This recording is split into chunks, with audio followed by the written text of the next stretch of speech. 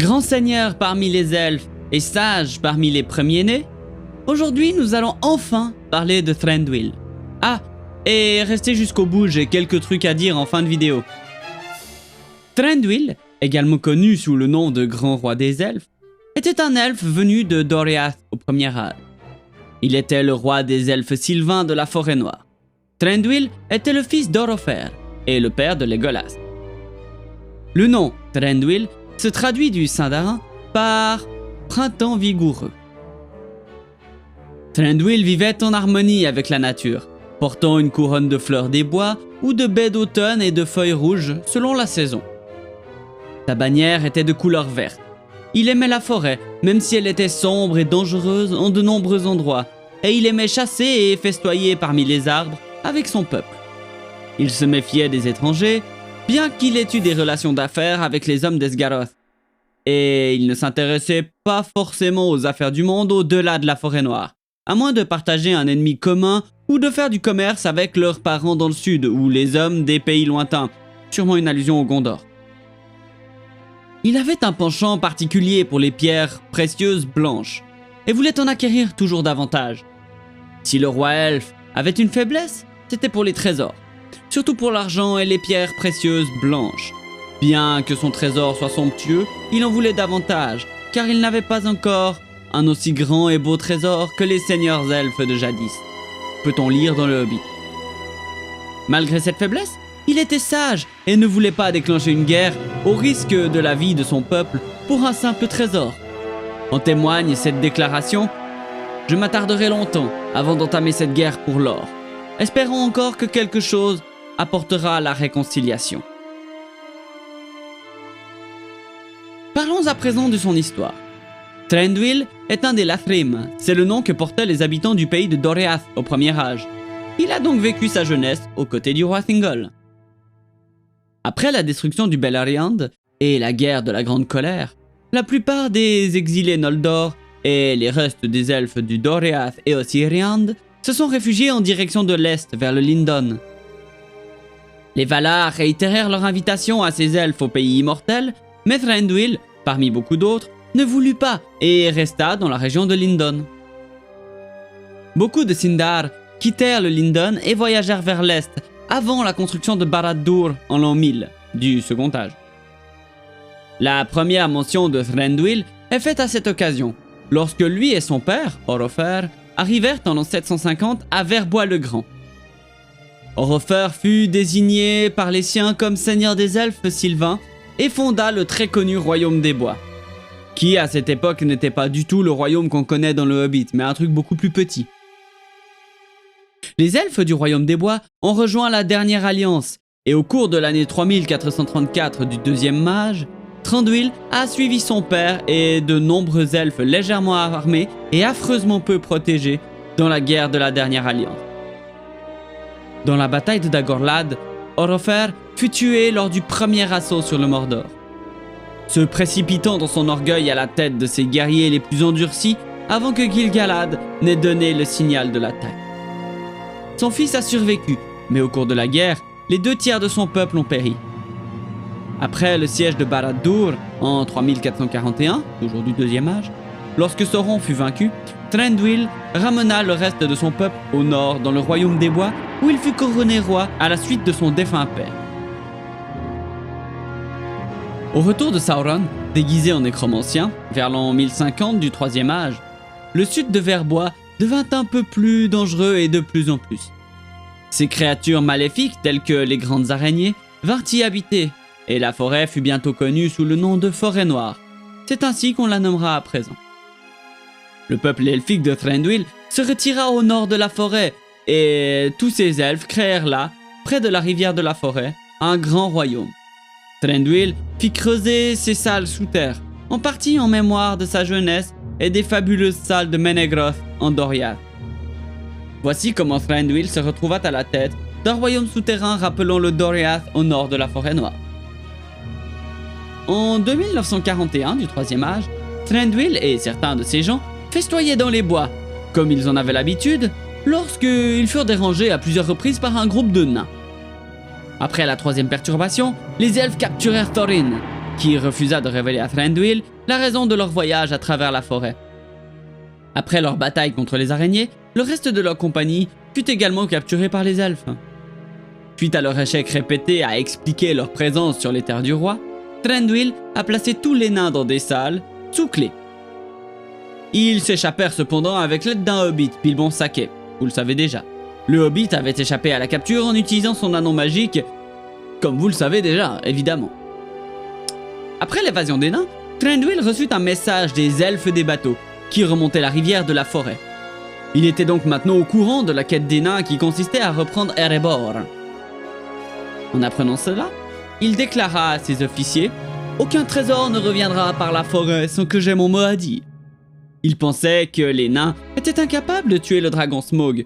Cependant, il apprit bientôt par ses propres messagers, tant hommes qu'animaux, attention, bien que la confusion soit possible, les cailloux ne sont pas des animaux, que le dragon Smaug avait été abattu. Et la ville du lac avait été évidemment détruite. Thranduil savait que Smaug possédait un immense trésor. Croyant que les nains étaient morts et désirant une part du trésor, évidemment, il se mit en route vers la montagne solitaire avec une compagnie d'elfes. En chemin, ils rencontrèrent des messagers de Bard qui cherchaient de l'aide pour sa ville détruite. Thranduil apporta son aide à ces hommes, car les hommes du lac avaient été amis avec les elfes des bois et laissèrent des artisans elfes à la disposition des hommes pour les aider à travailler et à construire des huttes pour les prémunir contre l'hiver qui approchait à grands pas. Ensemble, Thranduil et Bard menèrent leurs forces coalisées vers la montagne solitaire et furent plutôt surpris lorsqu'ils découvrirent les nains qui avaient survécu non seulement et aux attaques de Smaug et à l'hiver qui arrivait. Mais ils avaient aussi pris possession de la montagne et de ses trésors. Le roi sous la montagne était donc revenu et pensait défendre son bien avec acharnement. Comme Thorin refusait de donner une partie du trésor aux hommes ou aux elfes sous la menace des armes, Thranduil et Bard assiégèrent la montagne. Après quelques jours, une phalange de nains, dirigée par Dain Pied d'Acier, qui avait été dépêché par des messagers corbeaux, s'approcha pour soutenir Thorin.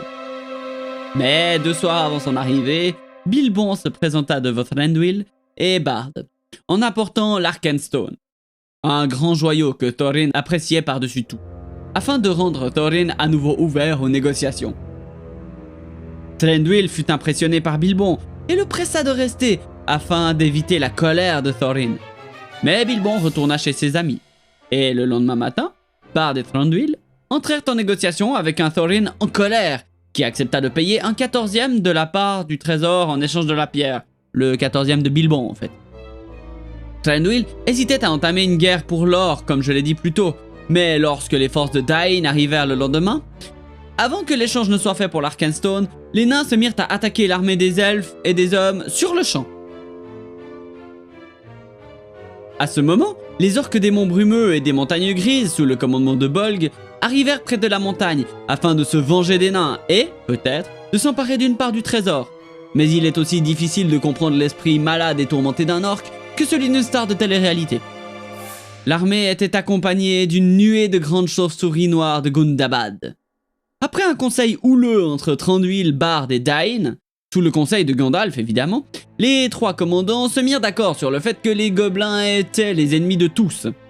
Ainsi commença la bataille des 5 armées, que je ne vais pas redétailler ici.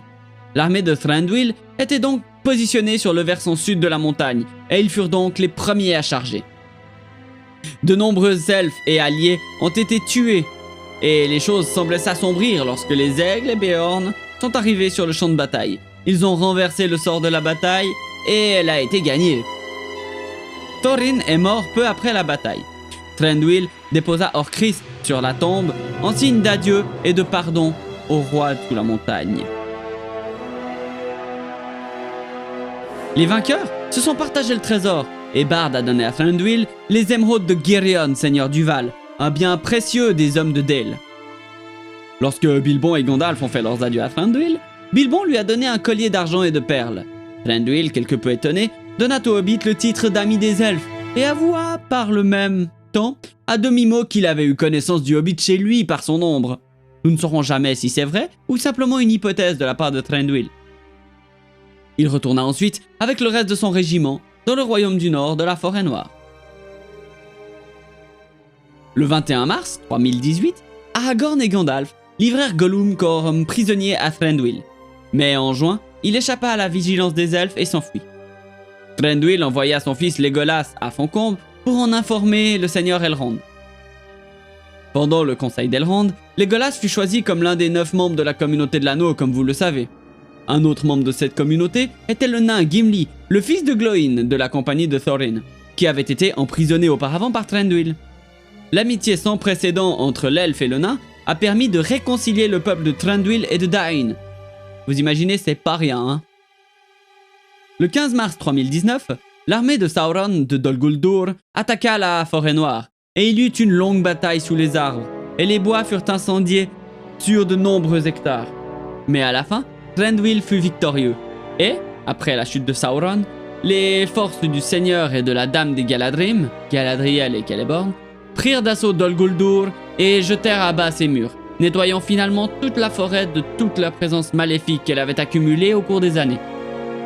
Le 6 avril, qui est le jour du Nouvel An elfique, le roi des elfes a rencontré Celeborn au milieu de la forêt noire et a rebaptisé la forêt Erin las Galen, le bois des feuilles vertes. La forêt étant été nettoyée et les forces de Sauron détruites, la forêt fut divisée. Celeborn revendiqua la partie du sud et Thranduil la partie nord. Les deux seigneurs elfiques accordèrent cependant le milieu aux Béornides et aux Hommes des Bois. Thranduil a continué de régner sur le royaume des bois établi au 4e âge. Le cours des événements au 4e âge n'est pas connu, ou très peu.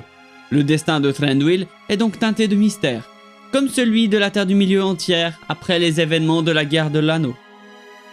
Voilà qui clôt cet épisode que vous étiez très nombreux à attendre. N'hésitez pas à vous abonner si mes vidéos vous plaisent. Je vous invite à partager mon travail pour donner encore plus de visibilité à ma chaîne si elle vous plaît. Si vous souhaitez m'aider un peu financièrement, il existe 2 manières de le faire. La première, si vous souhaitez un remerciement direct, est de venir vous abonner à ma chaîne Twitch, dont le lien est en description. La seconde est de me soutenir sur Tipeee, à l'image de Kaiser Gab qui m'a fait un don des plus généreux récemment, et encore plus à l'image de Toufti, qui me fait un don d'1 euro par mois. Vous imaginez que c'est pas grand chose, mais si vous êtes 50 à le faire, ça me fait 50 € par mois, et ça me fait de quoi survenir un petit peu à mes besoins. Si vous avez besoin de transparence, voici ce qui serait fait avec un peu plus de moyens.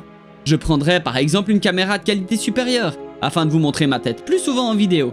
J'engagerais quelqu'un pour composer de la musique originale pour ma propre chaîne, et j'engagerais un ou une graphiste pour refaire l'identité de la chaîne au propre et un peu plus professionnel.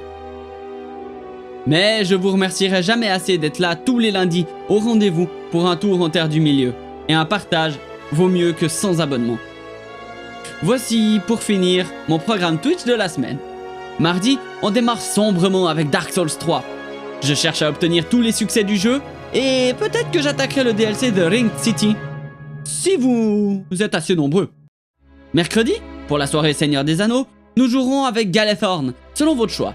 Bataille pour la Terre du Milieu 2 ou Minecraft spécial Seigneur des Anneaux. Le sondage est dans l'onglet Communauté de ma chaîne, que vous pouvez aller visiter et regarder assez souvent. J'y publie assez régulièrement des choses. Et jeudi, nous irons avec Isaela et quelques amis sur Age of Empires 2 Definitive Edition pour quelques parties sympathiques au détour de l'histoire.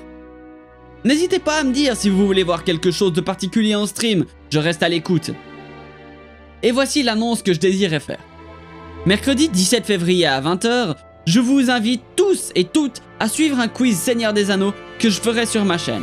Plus d'infos arriveront bientôt sur Facebook, Twitter, YouTube et Discord. Merci de m'avoir écouté si longtemps, et je vous remercie encore de me suivre, et je vous dis à bientôt en Terre du Milieu. Ciao!